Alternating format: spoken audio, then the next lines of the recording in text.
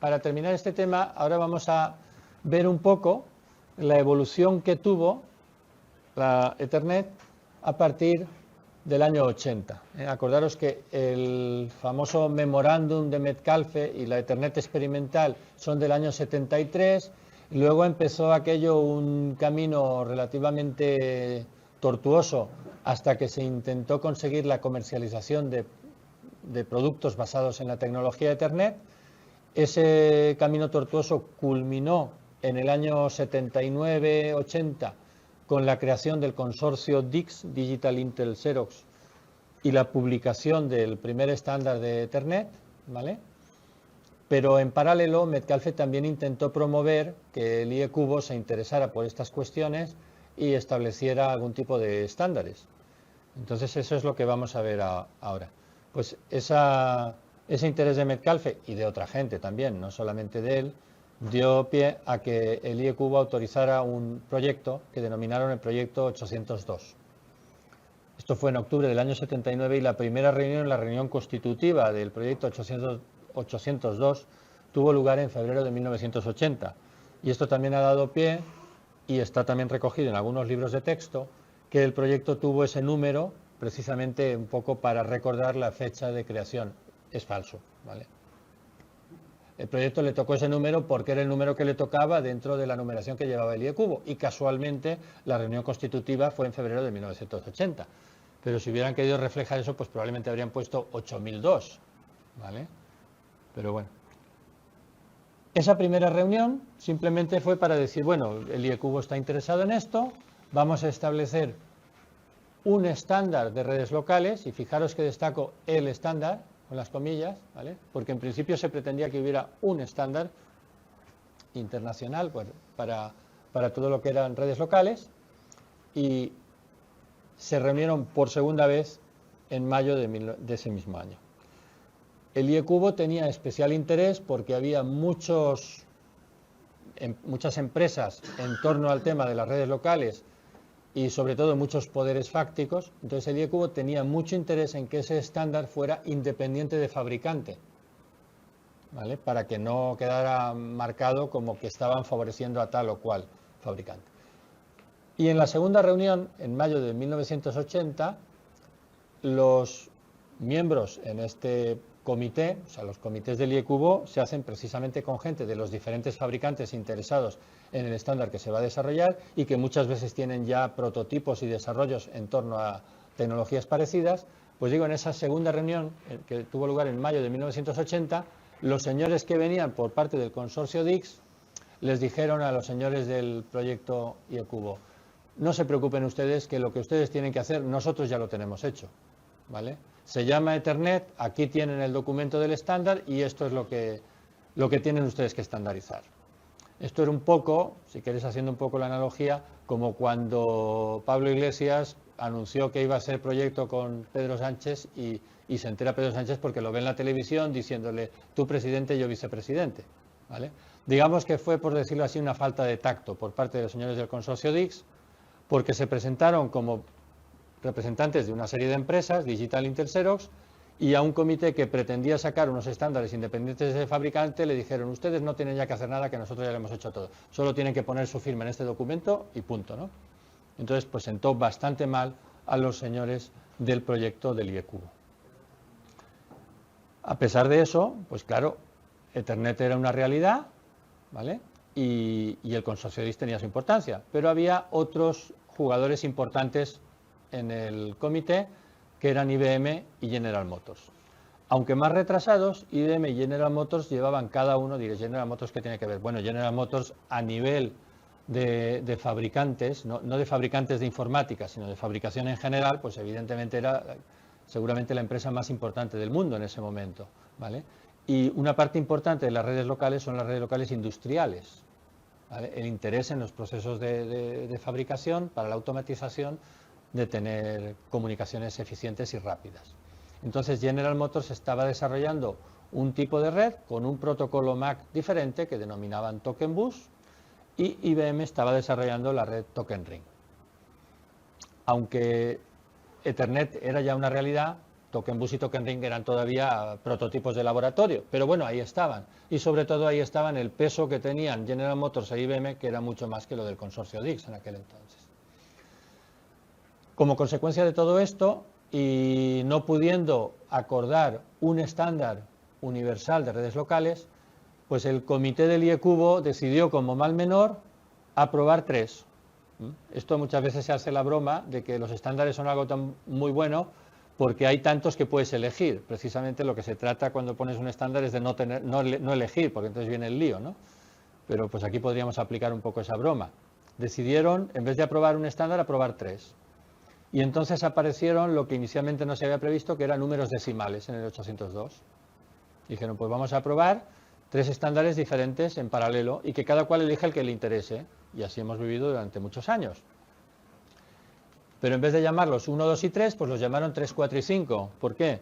Pues porque dijeron, de todas formas, vamos a intentar un poco mantener el tipo, justificar nuestro trabajo, vamos a dar alguna, digamos, algún pegamento común a estos 3 estándares, aunque sean distintos, vamos a buscar una arquitectura que de alguna forma los junte, ¿vale? Y entonces para esa unión crearon otros 2 subestándares que eran el 802.1 y el .2. Por ejemplo, la idea de Metcalfe de las direcciones MAC de 48 bits, las que todos conocemos hoy en día, esa sí fue adoptada por el IECubo y fue aplicada con carácter general a todas las redes locales, la Ethernet, Token Bus y Token Ring. Pues la especificación de las direcciones MAC de 48 bits no está en el documento del IECubo 802.3, sino en otro distinto que es el 802.1. ¿Vale? Todos los aspectos generales comunes a las 3 redes son el 802.1. ¿Vale?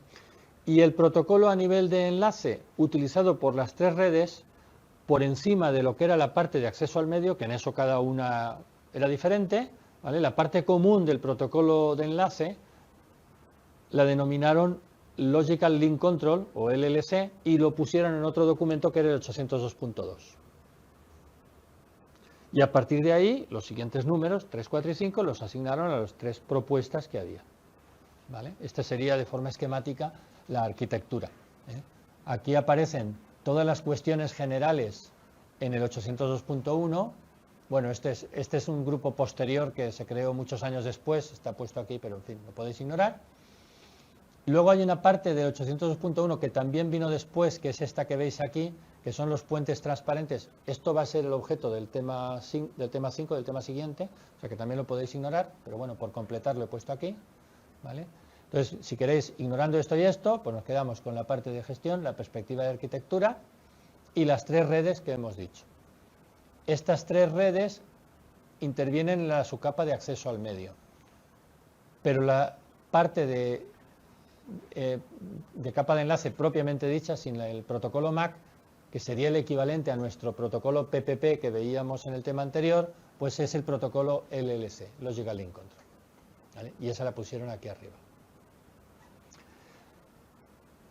Pues al final resulta que esto, que en principio fue fruto, como decía antes, de una, digamos, falta de tacto por parte de los señores del consorcio DICS y que provocó la aparición de los decimales en el 802, pues mira por dónde ha venido bien, porque ha sido una forma de dar modularidad a los estándares 802 y permitirles crecer. Una vez ya se aceptó en parte en el proyecto 802, se aceptó la posibilidad de tener múltiples protocolos MAC y distinguirlos por el numerito decimal de detrás, pues ya les gustó la idea, y a medida que fueron apareciendo nuevas ideas y nuevas propuestas de protocolos MAC, pues los fueron añadiendo con números consecutivos detrás del 802. Hasta, de momento, vamos por el 25. Ahí solamente os he destacado el 6, que no tiene ningún interés hoy en día, es un protocolo totalmente histórico, ¿vale? Pero bueno, fue el primero después de los 3 iniciales.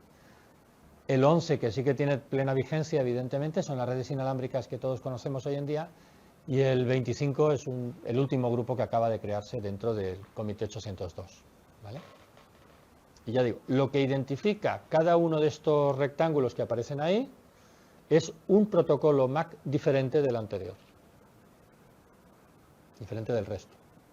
La mayoría hoy en día son historia. Entre esos, los dos compañeros iniciales de Ethernet, ¿vale? Token Ring. Y Token Bus, pues como lo que decía de los de Palencia. Yo lo he leído en libros, pero nunca he visto una red Token Bus. Dicen que las hay, pero yo nunca he sabido de nadie que la tenga, ¿vale? También hay que decir que es más para entornos de tipo industrial, donde evidentemente yo pues no he tocado nunca, ¿vale?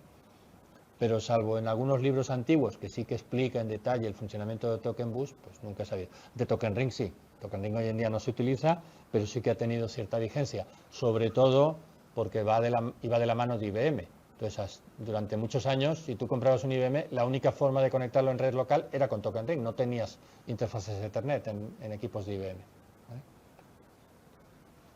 Entre otras cosas porque era la competencia. Bueno, y la lista completa de los grupos actuales del IEcubo, pues la tenéis aquí, ¿vale? Estos son los miembros fundadores, por decirlo así, hasta el 5, ¿vale? Y todos los demás son adiciones posteriores. Y ya digo, bueno, la inmensa mayoría de ellos o están disueltos o están hibernados. Bueno, hay una historia aquí curiosa también, y esto también hay un mito muy extendido que es falso en las redes, que es el siguiente. El estándar 802.13, el número inicialmente se asignó para el desarrollo de Fast Ethernet. Y entonces luego recapacitaron y dijeron, bueno, pero Fast Ethernet es el mismo protocolo que Ethernet, es SMACD, y por tanto lo podemos meter aquí, no hace falta darle un número nuevo, ¿vale? Pero como ya se había constituido el grupo de trabajo correspondiente, por decirlo así, digamos, se le respetó el número, se le respetó el hueco. El siguiente grupo que se creó, que era el 802.14, pretendía ser el desarrollo de las redes de televisión por cable, lo que es los cable modems, ¿vale? Los cable modems que todos conocemos no tienen nada que ver con el estándar 802.14. El estándar 802.14 es el único grupo de trabajo de todos los grupos del IEcubo que jamás llegó a producir ningún documento oficial. No pasó de borradores. Podríamos decir que es el más fracasado de todos los grupos. Digo más fracasado porque hay otros como estos disueltos, pues que también han sido fracaso. Pero por lo menos Token Bus llegó a producir documentos oficiales, ¿vale? 802.14 no llegó a producir ninguno. Bueno, pues si miráis en el Tannenbaum os dice que este número, que a este grupo, perdón, le dieron el número 14 y que saltaron el 13 por superstición, ¿vale? No es verdad. El 13 se había asignado a Fast Ethernet. Y, vamos, yo he llegado a contar, creyéndome eso que dice el Tannenbaum y otros libros, que el número 14 no le libró al grupo de redes de televisión por cable de la mala suerte, porque, ya digo, es el grupo más fracasado de todos. Pero bueno, toda esa historia es falsa, porque como digo, este grupo fue el que se asignó inicialmente a Fast Ethernet. Bueno, luego el 802.11, ya digo, es el que conocemos todos. 802.16, igual os suena, es lo que llamamos WiMAX, ¿sí? La tecnología WiMAX, que es una alternativa a las redes Wi-Fi sobre todo para ámbito de exteriores y mayores distancias, etcétera. Y si le echáis un vistazo veréis que muchos de los grupos de trabajo del IEcubo tienen que ver con comunicaciones inalámbricas. Es el campo con diferencia más activo. Ya vimos también que el propio grupo 802.11 tiene un montón de letritas detrás, ¿vale? Tiene mucha actividad, pero no solo eso, sino que hay muchos de estos grupos, ¿vale? Por ejemplo, redes inalámbricas regionales. El handover independiente, handover es el roaming, ¿vale? O sea, que también tiene que ver con redes inalámbricas. Mobile, broadband, wireless. O sea, esto es una locura ya lo de las redes inalámbricas, pero bueno. Bueno, pues como decía, el nivel de enlace se ha dividido en dos subcapas dentro de la arquitectura 802, la subcapa inferior, que es la que llamamos la subcapa de control del protocolo MAC, y que es la que distinguimos con los numeritos estos del 3 en adelante, y la parte superior es la subcapa LLC, que es el documento o los documentos del 802.2. Todos los documentos del IEcubo, si tenéis curiosidad, en una noche de insomnio, os los podéis bajar, están los PDFs disponibles gratuitamente. Ponéis Get IEcubo 802 en el Google y enseguida os saldrá la página, ¿vale? Si ponéis que sois de institución académica, os da derecho a bajároslo gratuitamente y, bueno, a veces para cosas muy concretas pueden ser interesantes, pero ya digo, son realmente duros de leer porque, claro, son los documentos en los que se basan los fabricantes para hacer luego los equipos y los protocolos. Y, claro, todo tiene que estar perfectamente claro para que las cosas funcionen, ¿vale? Pero bueno, si alguien tiene curiosidad, salvo los desarrollados en los últimos 6 meses, está todo disponible gratuitamente. Bueno, la parte de la capa física también hay una subdivisión, porque hay una parte de la capa física que es la independiente del medio y otra que es la dependiente del medio. Por ejemplo, si cogemos Gigabit Ethernet. Gigabit Ethernet, así dicho sin más, es la parte superior de la capa física, la parte física propiamente dicha o redundante, ¿vale? Y entonces diríamos 1000 base. Ahora luego veremos el significado exacto de todo lo que aparece aquí, ¿vale? Pero si decimos 1000 base y no decimos lo de detrás del guioncito, estamos refiriéndonos a la parte superior de la capa física en Gigabit Ethernet. Ahora, si concretamos y decimos 1000 base SX, ahí estamos diciendo que vamos en fibra óptica, que vamos en primera ventana, la S es de short, de longitud de onda corta, y la X quiere decir que estamos usando la codificación 8B10B, ¿vale? Todas esas características, que estamos en fibra óptica, en primera ventana y codificación 8B10B o la que sea, es lo que llamamos la capa dependiente del medio físico, o la capa física dependiente del medio, la capa PMD, perdón, la subcapa PMD, ¿vale? O sea que la capa física se divide en 2 partes. Y eso permite también esa modularidad, que vayan apareciendo nuevos medios físicos sobre los cuales funciona Ethernet para una velocidad concreta. O sea, van apareciendo nuevas velocidades. Y en una velocidad, por ejemplo, cuando apareció Gigabit Ethernet, al principio solo iba en fibra óptica, solo iba con la codificación 8B10B. Pero luego aparece la Gigabit Ethernet sobre el cable UTP categoría 5E, con la codificación aquella PAM 5x5.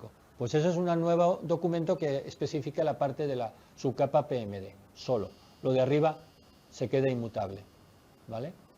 Entonces esto es de nuevo una modularidad en la parte de la capa física, ¿eh? Porque fijaros que todos los estándares 802 también entran en la capa física, o sea, lo dicen todo desde el principio. Obviamente no van a entrar en detalles de las categorías de cables porque eso ya lo hacen los estándares de LEIA, TIA, pero sí que hacen alusión, esta implementación de Ethernet va sobre estos cables de los estándares EIA, TIA, ¿vale? Bueno, pues este proceso de estandarización, con este pequeño lío de los años 80 que os he contado, culminó en el año 1983 con la aprobación del estándar que todos conocemos de Ethernet, y que esto de nuevo fue una pequeña pelea a nivel político por ese enfrentamiento de mayo de 1980. Los señores del IEcubo nunca lo llaman Ethernet, siempre lo llaman CSMACD, al menos en los documentos de la primera época. Por un poco decir, no, Ethernet es lo de DICS, ¿vale? Nosotros somos independientes de fabricante, lo nuestro se llama CSMACD, es lo mismo, ¿vale? Pero ellos usan este término y no hablan nunca de Ethernet. Y además de eso, hicieron una pequeña modificación en el estándar que ellos aprobaron, el 802.3, respecto a lo que eran los estándares del Ethernet DICS. Esa pequeña modificación, hay gente que dice que la hicieron por fastidiar a los señores de DICS por ese problema, digamos de soberbia que tuvieron los de DICS frente a ellos, ¿no? Por diferenciarse. Y ese cambio fue que el campo Ethertype, el campo donde en la trama Ethernet va especificado el protocolo del nivel de red, que fue una idea de Metcalfe, lo quitan y en su lugar ponen el campo longitud de la trama. Eso en principio, digamos, era para fastidiar a los señores del consorcio DICS porque hacía que el estándar del IEcubo, el CSMACD, fuera incompatible con el estándar propietario DICS, con el estándar Ethernet. Pero rápidamente los señores del estándar de Ethernet encuentran un subterfugio para resolver el problema, que es el siguiente. Como el campo Ethertype, que para los señores del IEcubo en el campo longitud era un campo de 2 bytes, admitía valores entre 0 y 65.000 y pico, y los valores de los Ethertypes se habían empezado a asignar de forma consecutiva desde el principio, cuando el comité del IEcubo decide que ese campo sea la longitud, los señores del consorcio DICS cogen su tabla de ethertipes y la trasladan toda a valores por encima de 1536. ¿Por qué? Porque como el tamaño máximo de trama en Ethernet no puede superar 1536, si tú en ese campo de 2 bytes identificas los ethertipes con valores, por decirlo así, del 2000 en adelante, cuando alguien va a leer ese campo y ve un valor superior a 2000, ya sabe que lo que está leyendo es un ethertipe, no es una longitud, porque la longitud esa no tendría sentido en Ethernet. ¿Vale? Entonces, con este subterfugio, ellos consiguen recuperar la compatibilidad con el estándar 802.3. Y a partir de ese momento y hasta fecha de hoy, todos los sistemas en todo el mundo usan ese truco para saber si el significado del campo es el significado DICS, ethertipe, o el significado IEcupo, longitud. Si el valor es mayor de 1536, es un ethertipe. Si es menor, es una longitud. ¿Vale? Sí. Sí, entonces habría dos versiones del protocolo de DICS. La versión primera con los números de campos antiguos y la nueva versión... Sí, pero la primera ya es obsoleta y no la gasta nadie. O sea, los campos antiguos ya nadie los utiliza. ¿Vale? Entonces eso ya se declaró obsoleto. ¿Vale? Bueno, pues desde ese año 1983 todo el mundo ha estado interpretando ese campo con ese doble significado según su valor. Pero formalmente el IEcubo, para el IEcubo era longitud. 15 años más tarde, en 1997, por fin el IEcubo ya cedió y aceptó ese doble significado que era la práctica en todo el mundo, ¿vale? Pero tardaron 15 años en reconciliarse y reconocer, vale, esto también puede ser el ethertipe, ¿de acuerdo? Solo es una cuestión formal, porque ya digo, a nivel práctico todos los programas y todos los protocolos funcionaban de esa manera, pero estrictamente hablando no era estándar, el otro significado no era estándar. Claro, y esto plantea un poco la pregunta, dices, bueno, a ver, los señores del IEcubo necesitaban poner la longitud y Metcalfe no necesitaba ponerla, o Metcalfe era tonto, cosa difícil de creer, o qué pasa aquí, cuál es el truco. Pues como digo, el empeño en poner ese campo longitud, algunos dicen que fue un empeño por hacer la puñeta a los señores del DICS, ¿vale? Formalmente los señores del IEcubo dicen, es que a lo mejor algún día nos hace falta la longitud y queremos tenerla ahí por si acaso, ¿vale? También el otro argumento que dicen es que en las otras redes, Token Bus y Token Ring, tenemos un campo longitud y queremos que las tres sean compatibles, ¿vale? Ahora, ¿por qué Metcalfe no necesitaba la longitud? Porque Metcalfe sabía, Metcalfe sabía que el paquete a nivel de red ya lleva la longitud escrita. Entonces es redundante. Ya tienes, cuando saques el paquete a nivel de red, ya te dirá hasta dónde llega. También hay otra cuestión aquí, y es que en realidad la longitud solo hace falta saberla si hay relleno. Si no hay relleno, el final de la trama ya te dice lo larga que es. No necesitas un campo que te diga la longitud. Tú cuentas bytes y ya sabes lo larga que es, ¿vale? Pero los señores del IEcubo dicen, no, pero puede haber relleno. Y en ese caso hay que saber dónde empieza el relleno. Y la única forma de saberlo es con la longitud. En eso tenían razón. Pero entonces Metcalfe replica, bueno, pero es que en ese caso tú te vas al campo de longitud en el paquete a nivel de red y lo sacas de allí.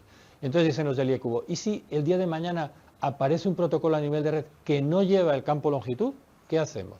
¿Tenemos un problema? Vale, sí, tenemos un problema, ¿vale? Esto un poco refleja las dos filosofías, la filosofía pragmática aplicada de decir vamos a resolver los problemas del mundo real y la filosofía a veces excesivamente de principios, de decir, ¿y si hipotéticamente algún día queremos hacer tal? Pues Metcalfe había dicho, ese día nos planteamos el problema y vemos cómo lo resolvemos. Los otros dijeron, no, vamos a meter el campo longitud, ¿vale? Esto es muy típico del funcionamiento de estos comités de estándares, que quieren prever toda la casuística y todas las posibilidades y a veces por esas previsiones se meten en determinados berenjenales que cuesta salir, ¿vale?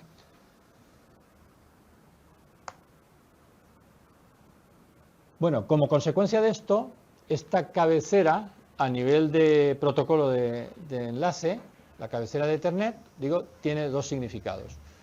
Pero el lío no acaba aquí, desgraciadamente, porque el propio IEcubo admite a su vez dos formatos de la cabecera a nivel de enlace. Y entonces tenemos que lidiar, y digo, desgraciadamente es así porque en la práctica tenemos ejemplos de los tres tipos, tenemos que lidiar con tres tipos de estructura de trama Ethernet que tienen diferencias mínimas entre sí, pero tienen algunas. La tradicional del consorcio DICS y dos variantes del IE cubo, la que se denomina LLC SNAP, si alguien tiene curiosidad por el significado de las siglas, ahí lo tiene, y la que sería el LLC puro. Voy a pasar directamente al formato para no liarnos, ¿vale? La que tenéis arriba es la que ya habíamos visto antes, donde esto es el campo Ethertype. Ya sabemos que el campo Ethertype siempre va a tener un valor superior a 1536, el paquete a nivel de red, la longitud que sea, el relleno si lo hay, etcétera, etcétera, ¿vale? Los señores del IE cubo inicialmente establecen el formato que llamamos LLC puro. Dicen, esto es la longitud, ¿vale? Luego viene una cabecera LLC, luego el paquete a nivel de red y luego el relleno. Fijaros que esta cabecera LLC de 3 bytes le está robando ya 3 bytes al paquete a nivel de red, ¿vale? El formato DICS no tiene cabecera LLC, directamente no le hace falta. Ahora, en estos 3 bytes de la cabecera LLC, los señores del IE cubo, y no vamos a entrar en detalles de su estructura porque sería demasiado tedioso y no vale la pena, ¿vale? Pero en estos 3 bytes de la cabecera LLC, los señores del IE cubo meten el equivalente al Ethertype, porque necesitaban un soporte multiprotocolo, tenían que de alguna forma meter la información que Metcalfe metía aquí, la tienen que meter aquí. Y claro, uno puede pensar, vale, pues no hay problema, aquí hay 3 bytes, aquí hay 2, aquí nos caben esos 2 aquí tal cual y aún nos sobra uno para no sabemos qué. Buah, eso sería demasiado fácil. Los señores del IE cubo, como decía antes, y en eso se parecen mucho a los señores de la ISO cuando hacen estándares, prevén toda la casuística posible, prevén todas las combinaciones, prevén cosas tan absurdas como que un paquete pueda tener un protocolo de origen y de destino diferentes, ¿vale? Y como consecuencia de todas esas previsiones, de los 3 bytes que tiene esta cabecera LLC en la práctica, para decir el protocolo que contienen el paquete a nivel de red, se usan solamente 6 bits. O sea, no 3, ni 2, ni 1, ni siquiera un byte, 6 bits. Con 6 bits tú puedes hacer 64 combinaciones, no más, obviamente. Metcalfe tenía para hacer hasta 65.000 diferentes combinaciones, o sea, podía soportar 65.000 protocolos distintos, que sigue siendo más que suficiente incluso en la actualidad, y estos señores se restringen a 64 protocolos, con lo cual no había suficiente ni ya en el principio. Y entonces rápidamente tienen que buscar un subterfugio para dar soporte a todos los protocolos existentes. Y entonces se inventan una alternativa, que es esta cabecera LLC SNAP de 8 bytes, que al final, yo siento que esto sea tan lioso, pero ya digo, es así, fruto de la historia, ¿vale? Al final de la película, en estos 8 bytes acaban metiendo, y es para reírse, los 2 bytes del Ethertype de Metcalfe, pero gastando 8 en vez de 2, por la misma razón de incluir mucha información redundante y demás, ¿vale? Bueno, insisto, estos 3 formatos que estáis viendo, los 3 los podéis ver en la práctica, porque tenemos ejemplos de los 3. Aquí los tenéis, ¿vale? Todos los paquetes de Internet que estamos enviando en nuestro ordenador utilizan el formato DICS, formato sencillo, ¿vale? Si alguien utiliza todavía AppleTalk, o esto es un protocolo propietario de Cisco, ¿vale? O esto es un protocolo de routing que utilizamos en nuestra red, pues utilizáis el formato LLC SNAP. O sea, conscientemente, salvo que tengáis una máquina en AppleTalk, cosa rara, no estaréis usando el LLC SNAP, pero a lo mejor estáis usando este y no lo sabéis, o vosotros no, pero los routers están usando este, ¿vale? O sea que por la red podéis encontrar paquetes con este formato. Y todos los paquetes que tienen que ver con este protocolo que veremos en el tema siguiente y que está extendido en toda nuestra red, utilizan el formato LLC puro, ¿vale? Solo os he puesto algunos ejemplos de cada uno. Por supuesto, habría muchos más de añadir de todos ellos. pero solo es para destacaros el hecho de que a fecha de hoy tenemos que lidiar con los tres. La buena noticia es que si usáis un programa de captura de paquetes como el Wireshark, que os comentaba el otro día, pues el propio Wireshark es inteligente, interpreta el paquete, sabe en cuál de los formatos está, porque hay determinados campos que tienen un valor u otro según el formato, o sea, digamos, hay pistas suficientes para poder deducir a qué formato corresponde, y entonces te lo muestra en el formato que toca, ¿vale? Pero si entráis ahí a digamos, directamente a ver los datos en bruto del paquete, tenéis que saber qué formato corresponde. Esta diapositiva os muestra más en detalle el significado de los 3 bytes del formato LLC puro y el significado de los 8 bytes del formato LLC Snap, que como os decía antes, acaban trasladando el ethertype a los dos últimos. Todo lo demás tiene valor constante, ¿vale? Entonces, cuando yo recibo una trama, miro el valor de este campo. Si es mayor de 1536, estamos en este caso. Si es menor, estamos en uno de estos dos. ¿Cómo sé en cuál de estos dos estoy? Me voy a ver el valor de este byte. Si este byte vale AA, entonces estoy en este caso. Si este byte vale otra cosa distinta, estoy en el caso de abajo. Ese es un poco el proceso que se sigue, o que siguen programas como el Wireshark, para decidir el formato de la trama, ¿vale?